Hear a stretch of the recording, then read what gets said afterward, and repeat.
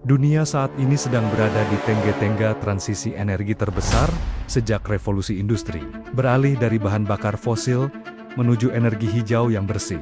Di jantung revolusi ini terdapat satu komoditas yang menjadi darah bagi masa depan otomotif dunia, yaitu nikel. Nikel adalah komponen inti dalam pembuatan baterai kendaraan listrik EV dengan performa tinggi. Indonesia, secara mengejutkan dunia, berdiri sebagai pemegang cadangan nikel terbesar di planet ini, mencakup sekitar 21% hingga 25% dari total cadangan global. Menurut data dari US Geological Survey, selama berpuluh-puluh tahun, Indonesia terjebak dalam pola ekonomi kolonial.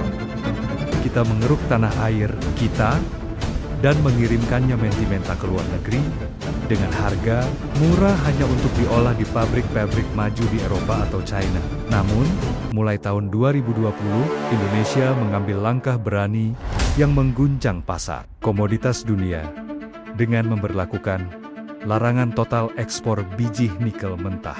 Kita memaksa dunia untuk tidak lagi hanya membeli tanah kita, melainkan membeli produk olahan hasil pabrik di dalam negeri. Inilah yang kita sebut sebagai kebijakan hilirisasi nasional. Langkah ini bukan sekadar kebijakan ekonomi biasa. Ini adalah pernyataan kedaulatan yang sangat keras. Indonesia ingin naik kelas dari negara berkembang menjadi negara maju melalui industrialisasi yang masif. Dengan hilirisasi, nilai tambah yang dihasilkan bisa melonjak hingga puluhan kali lipat dari harga biji mentah. Data menunjukkan nilai ekspor turunan nikel Indonesia meroket dari sekitar 3 miliar dolar pada 2017 menjadi lebih dari 33 miliar dolar pada ke 2022. Dunia terkejut karena pasokan murah yang selama ini mereka nikmati tiba-tiba diputus oleh sebuah negara yang mereka anggap hanya sebagai penonton di masa lalu. Namun, keberanian ini membawa konsekuensi yang sangat berat di panggung internasional. Raksasa otomotif dan industri baja dunia, dari barat hingga timur, mulai merasa terancam secara eksistensial. Harga nikel global menjadi sangat volatil, dan ketergantungan mereka pada pasokan Indonesia menjadi titik lemah strategis dalam rantai pasok mereka. Inilah alasan mengapa topik ini disebut berdarah, bukan karena perang fisik di medan laga, melainkan karena perang dagang, tekanan diplomatik, dan sabotase ekonomi yang sangat sengit di balik pintu-pintu tertutup di markas besar organisasi dunia bagi Indonesia. Nikel adalah tiket emas untuk masuk ke dalam jajaran elit ekonomi dunia di tahun ke-2045. Kita tidak ingin hanya menjadi penyedia bahan baku bagi kemajuan negara lain. Kita ingin menjadi pusat produksi baterai dunia, tempat di mana teknologi masa depan diciptakan. Namun, saat sebuah negara berkembang mencoba merubah aturan main yang sudah dibuat oleh negara-negara maju, para pemegang kekuasaan lama tidak akan tinggal diam. Indonesia kini sedang berdiri tepat di pusat pusaran badai ekonomi global yang mempertaruhkan masa depan industrinya. Reaksi keras pertama terhadap kedaulatan nikel kita datang dari Uni Eropa yang secara resmi menggugat Indonesia ke Organisasi Perdagangan Dunia (WTO). Uni Eropa berargumen bahwa kebijakan Indonesia melanggar aturan perdagangan bebas internasional karena membatasi akses industri baja mereka terhadap bahan baku nikel. Bagi mereka, hilirisasi yang kita lakukan adalah bentuk proteksionisme yang tidak adil. Tekanan hukum ini dirancang untuk memaksa Indonesia membuka kembali keran ekspor biji mentah, agar industri di Eropa bisa terus tumbuh dengan biaya produksi yang murah. Pada akhir tahun 2022, panel WTO memenangkan gugatan Uni Eropa dan menyatakan bahwa kebijakan larangan ekspor nikel Indonesia melanggar ketentuan internasional. Namun, yang luar biasa adalah sikap Presiden Joko Widodo dan pemerintah Indonesia yang menyatakan tidak akan mundur satu inci pun. Indonesia secara resmi mengajukan banding atas putusan tersebut, meskipun sistem banding di WTO saat ini sedang lumpuh akibat ketidaksetujuan Amerika Serikat terhadap pengangkatan hakim baru.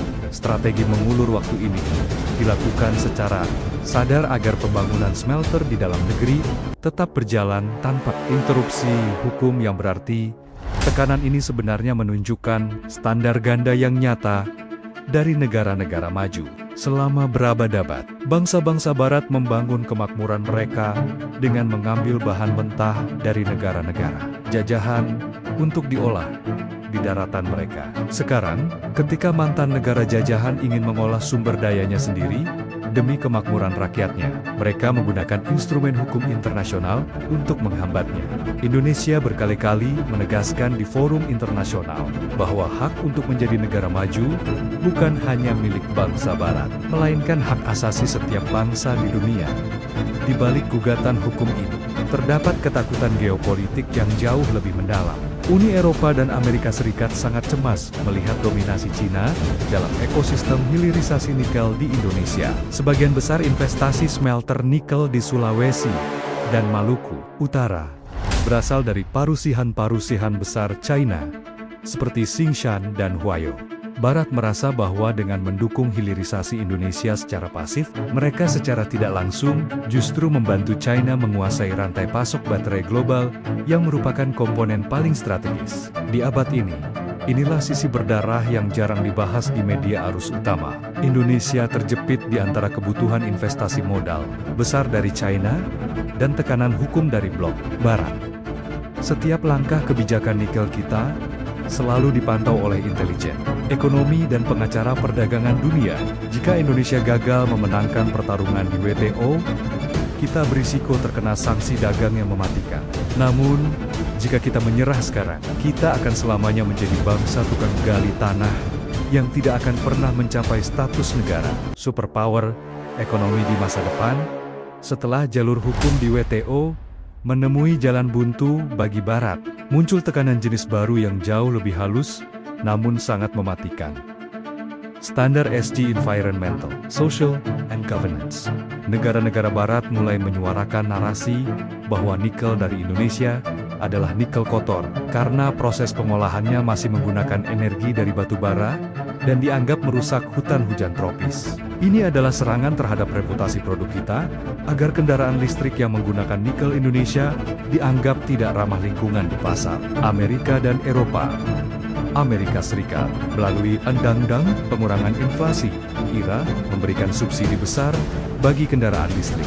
Namun, dengan syarat, baterainya tidak boleh mengandung mineral yang diproses oleh perusahaan dari negara yang dianggap musuh atau pesaing strategis, yang secara implisit merujuk pada pengaruh Cina di Indonesia. Indonesia berisiko terkucil dari pasar otomotif raksasa AS, jika tidak bisa memenuhi standar hijau yang sangat ketat tersebut. Ini adalah bentuk hambatan dagang modern yang dibungkus dengan baju kepedulian lingkungan untuk melindungi industri dalam negeri mereka sendiri. Kita harus mengakui secara jujur bahwa tantangan lingkungan dalam pertambangan nikel di Indonesia memang nyata dan sangat berat. Isu deforestasi di Sulawesi, pembuangan limbah tailing ke laut, hingga polusi udara dari PLTU yang menyokong smelter adalah pekerjaan rumah yang serius bagi kita.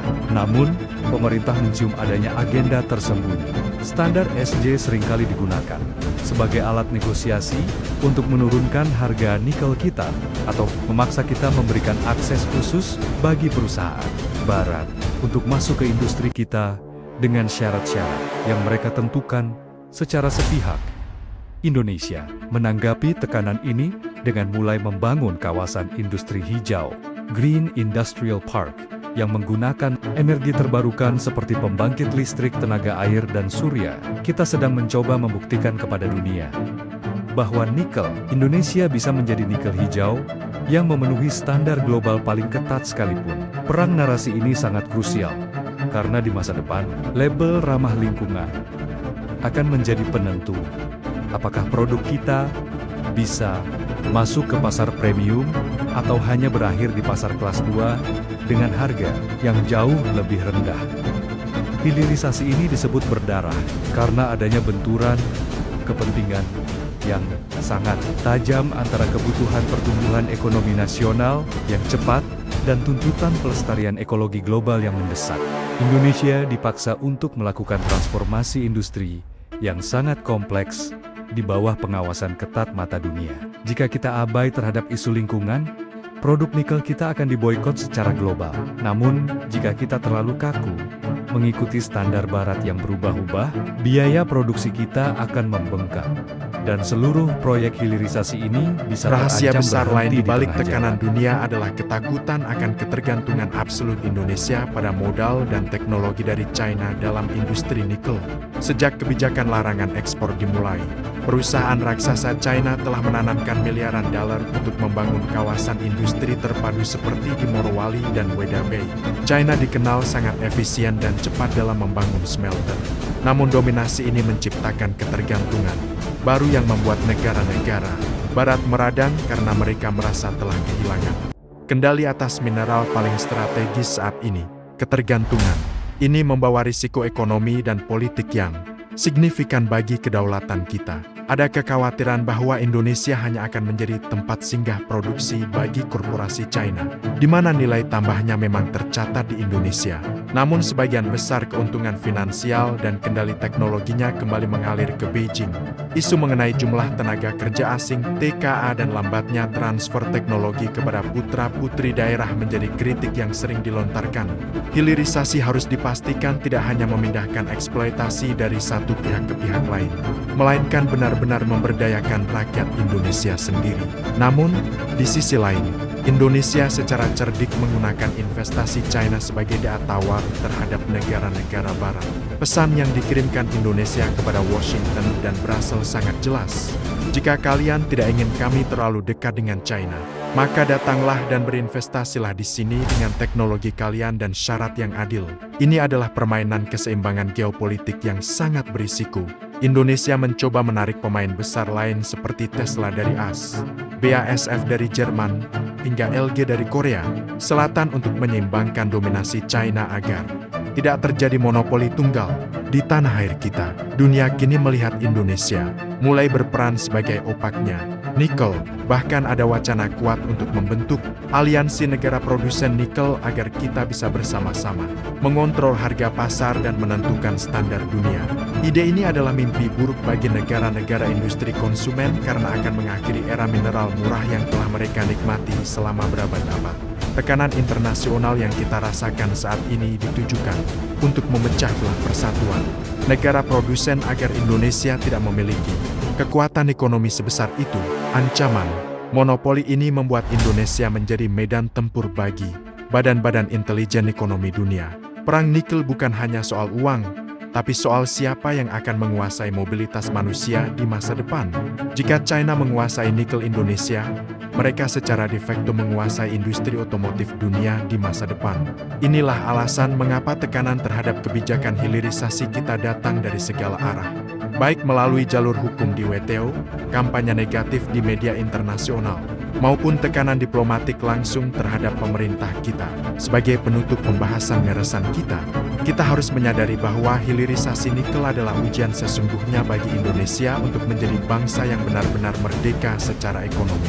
Kita sedang berada dalam fase hilirisasi berdarah karena kita memiliki keberanian untuk menantang status quo dunia yang telah mapan selama ratusan tahun.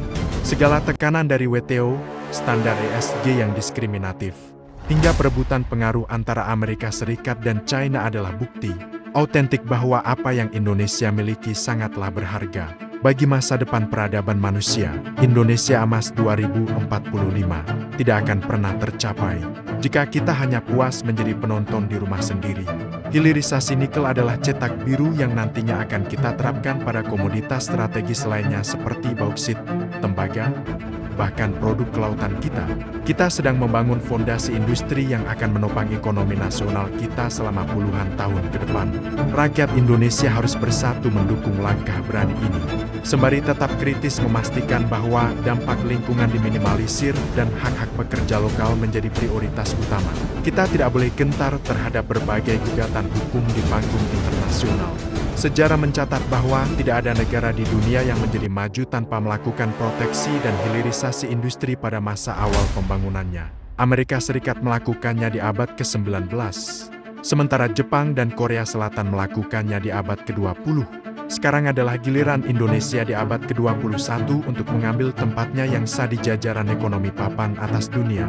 Dunia mungkin akan terus menekan, namun selama kita konsisten dengan peta jalan kita, benteng ekonomi Nusantara tidak akan pernah bisa diruntuhkan.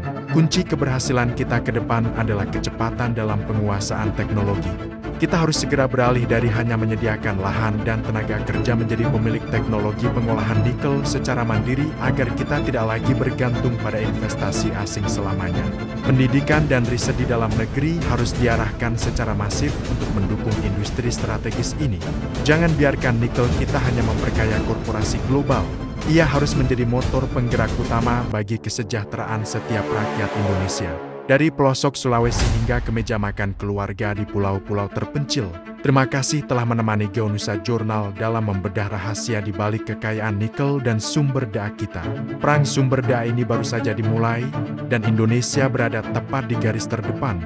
Teruslah pantau layar Anda dan perbarui informasi Anda, karena setiap berita tentang nikel adalah berita tentang masa depan ekonomi kita dan harga diri bangsa kita di mata dunia. Tetaplah kritis, tetaplah berdaulat, dan jangan biarkan sejengkal pun kekayaan kita dirampas kembali oleh ketidakadilan global. Sampai jumpa di analisis dunia berikutnya.